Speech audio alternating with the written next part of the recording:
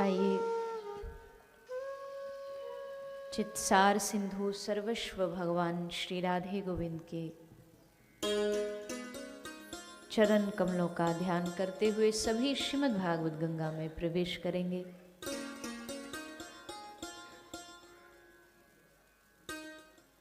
उपस्थित पूज्य गुरुजी, समस्त श्रोतावृंद, व्यासपीठ की ओर से आप सभी को मेरा प्रणाम।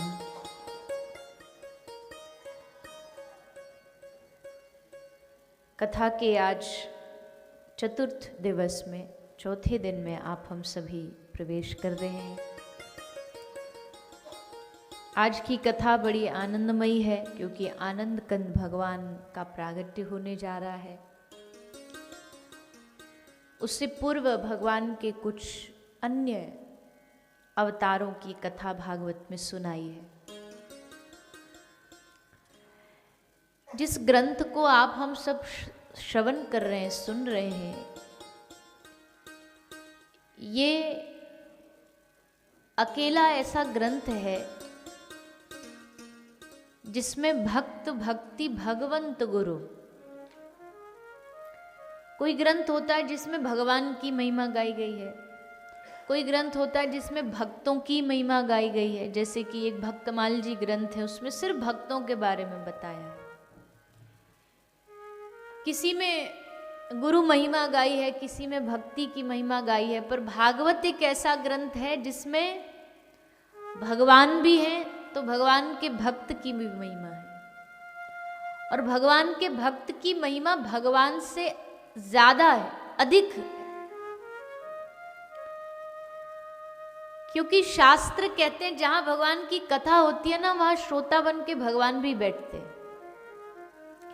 तो अगर श्रोता बन के भगवान बैठ रहे होंगे और अगर हम उनको केवल भगवान की कथा सुनाए तो उनको इतना आनंद नहीं आएगा। उनको आनंद कब आएगा? जब उनके भक्तों की कथा सुनाई जाए। तो इसलिए सुखदेव जी ने भागवत में भगवान की कथा तो कही है, पर उससे ज्यादा भगवान के भक्तों की कथा कही है, ताकि भगवान कथा में बैठे, उनको सुनने में अच्छा लगे।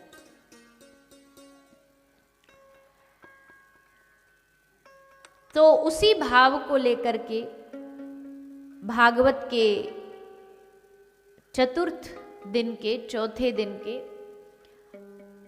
इस प्रसंग में हम प्रवेश करेंगे। भागवत में कल्याण के दो मार्ग बताए हैं, एक है क्रम मुक्ति और एक है सद्यो मुक्ति। क्रम मुक्ति क्या होती है? जैसे किसी योग पद्धति से प्राणों को त्यागना, अपनी इच्छा से प्राणों को त्यागना। जैसे बहुत से साधु होते हैं, वो बता देते हैं कि हम फलाने दिन फलाने तारीख प्राण त्यागेंगे। एक होती है सद्यो मुक्ति, और ये सद्यो मुक्ति केवल और केवल भगवान के चिंतन से ही होती है। भगवान को याद करते करते प्राण निकल जाए,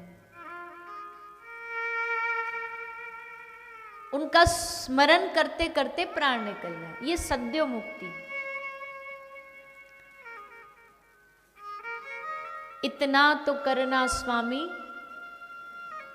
जब प्राण तन से निकले, गोविंद नाम लेकर तब प्राण तन से निकले। मेरी छोटी सी है अर्जी, मानो तुम्हारी मर्जी।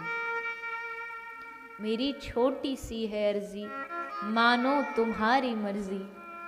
श्री राधे को संग में लाना, जब प्राण तन से निकले। श्री गंगा जी का तट हो, यमुना का वंशी वट हो, मेरे मुख में तुलसी दल हो, जब प्राण तन से निकले। जन्म जन्म मुनि जतन कराई, अंत राम कह आवत नाई। इस दुनिया में बड़ा मुश्किल काम है कि अंत समय में भगवान की याद नहीं आती। जो भगवान को याद करते करते प्राण त्याग देना, वो दुनिया के सबसे बड़े साधु हैं।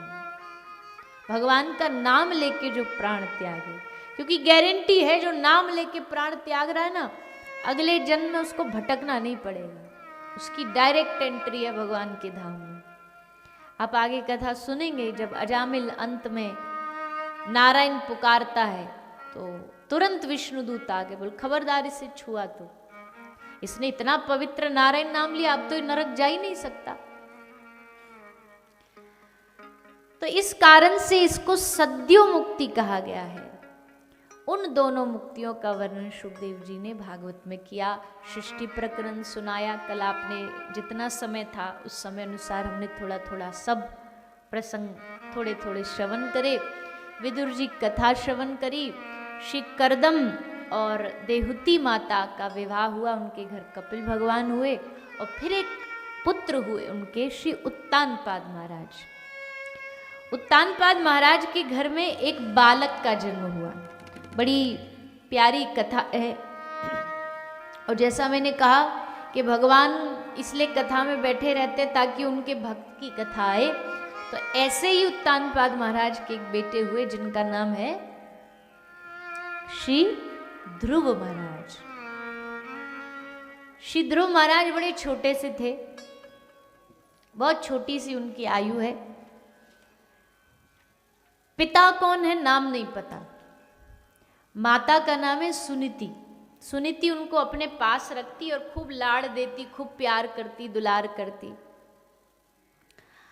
अब वो जब बच्चों के साथ खेलने जाते तो बच्चे खेल खेल में कभी कभी पूछते कि तेरा पिता कौन है, तू तो तेरी मैया के साथ रहता है, तेरा पिता कौन है? तो उनके पास कोई उत्तर नहीं होता। एक दिन बच्चों ने कहा इसको निकालो, अपने खेल की जो टीम होती है बच्चों की, बोले इसको निकालो बाहर, इसके तो पिता का ही नहीं पता। तो रोते रोते ध्रुव जी माँ के पास आए, अपनी माता को कहा माँ तू क्यों नहीं बताती मेरा पिता कौन है? माता बार बार ये बात छुपाती थी, कहीं से पता न लग जाए इसका पिता कौन है, कहीं इसको अभिमान घमंड ना आ जाए कि मैं राजा का बेटा हूं। पर आज जब ध्रुव जी बहुत पीछे पड़े तो माता ने आखिरकार बताया कि बेटा जो यहाँ का राजा है उत्तानपाद, तू उसका बेटा है।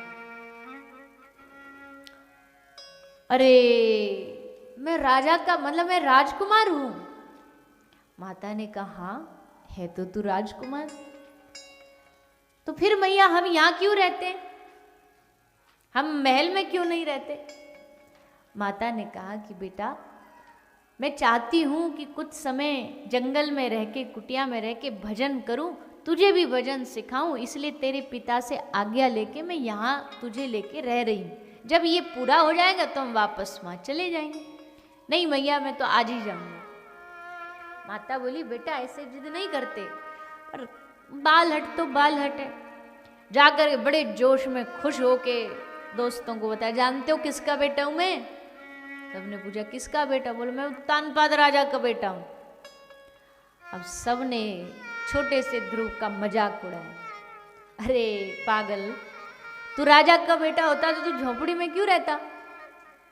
और अगर राजा का बेटा है तो सिद्ध करके दिखा, प्रूफ दे हमको, तुझे राजा पहचानता भी है। ध्रुव जी ने कहा देखो अभी जाता हूं। और भागे भागे ध्रुव जी पिता के पास आए, पिता की गोदी में बैठने की चेष्टा कोशिश करी, प्रयास किया। तो छोटी माँ, दूसरी जो एक माँ है सौतेली माँ, उसने कान पकड़ के नीचे उतार दिया। ध्रुव जी रोते रोते अपनी माता के पास आए, माँ मुझे मेरे पिता की गोदी से उतार दिया गया। अब देखो कितनी समझदार माँ है, धन्य है भारत की माता। भारत की माता अगर ठान लेना, संकल्प कर ले कि मुझे अपने बच्चे को इस रास्ते पर लेके जाना है, तो येन केन प्रकारे न वो वहां लेकर के जाएगी। भारत की माताओं में बड़ा हृदय में बड़ा दम होता है। वो चाहे मेरा बच्चा भक्त बने तो भक्त बनाएगी, वो चाहे मेरा बच्चा देशभक्त बने तो देशभक्त बनाएगी। पर कमी वहां हो जाती है जब आजकल की माता ना तो देशभक्त बनाने का सोचती है ना भक्त बनाने का सोचती है, तो ना तो कोई भक्त बनता है ना देशभक्त बनता है, सब पैसा के भक्त बनते हैं।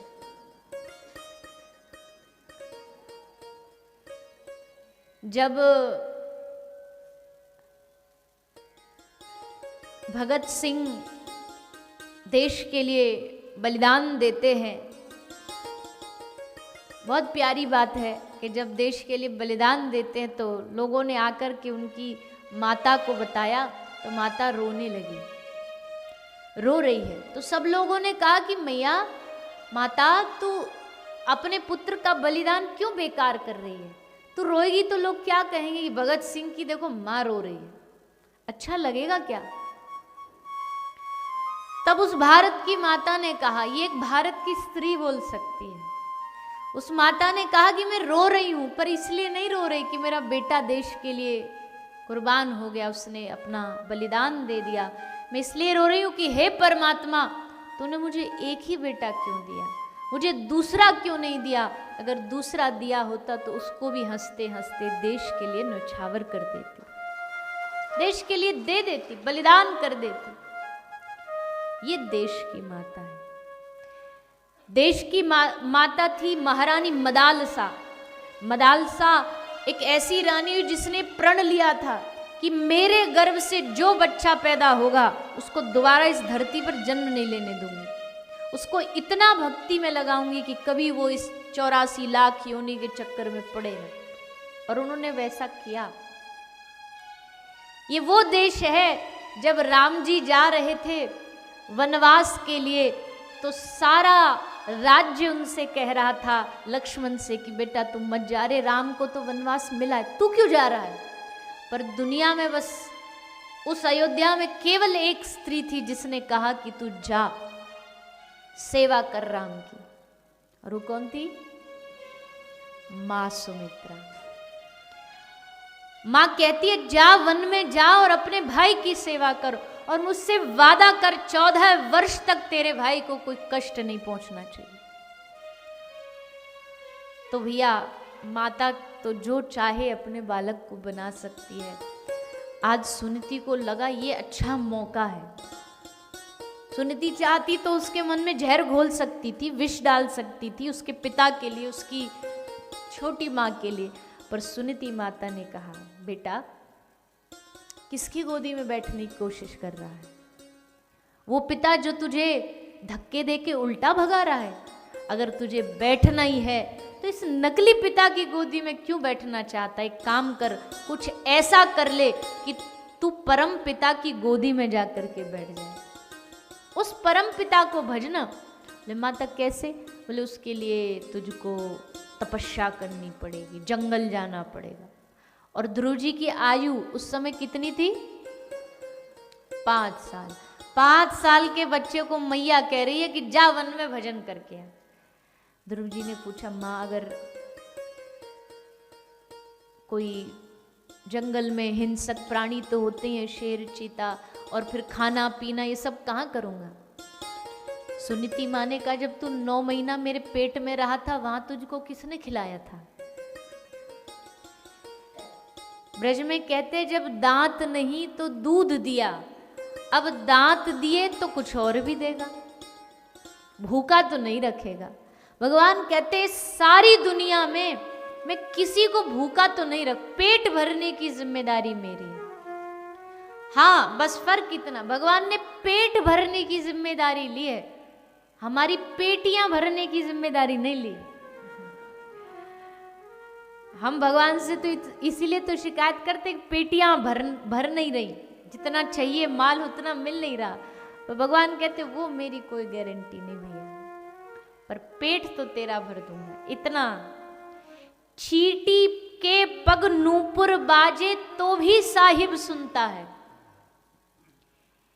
एक चींटी के भी पग नूपुर बाजे तो भी साहिब सुनता, तो भी परमात्मा सुनता है। हमारी क्यों नहीं सुनेगा? तू भरोसा तो रख। तो चल पड़े ध्रुव जी भरोसा लेके। क्या भरोसा? हमारे साथ है रघुनाथ तो किस बात की चिंता, चरण में रख दिया जब माथ, हमें किस बात की चिंता। चिंता चिंता करे सो मिले बीमारी।